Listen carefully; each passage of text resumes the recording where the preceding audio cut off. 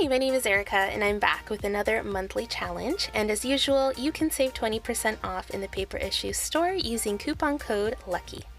Today's monthly challenge is called Ya Old Sea Dog, and it's featuring any dogs or furry favorites in your life, and I'm using the May kit today, starting off with Simple Stories Color Vibe notebook paper in Aspen and White.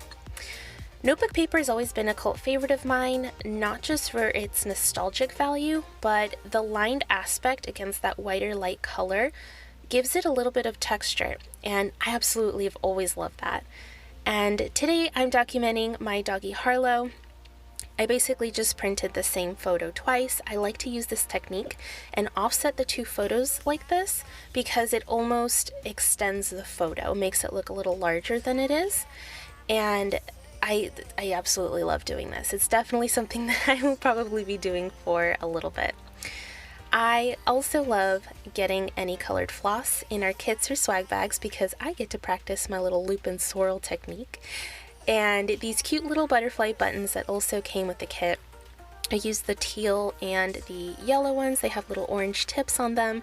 I did thread some floss through the top butterfly and did a little bow. Thought that was cute and just kind of repeated that floss look that I had in the bottom right hand corner.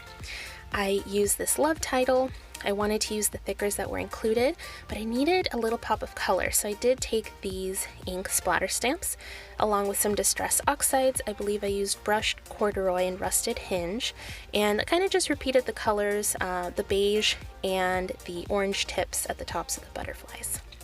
Now, we nicknamed her Pig because for some reason she clucks or kind of snorts when she's at rest or when she's happy. It's the cutest sound, but a pig has kind of stuck, so that's why it's called Love My Pig. She is definitely a dog.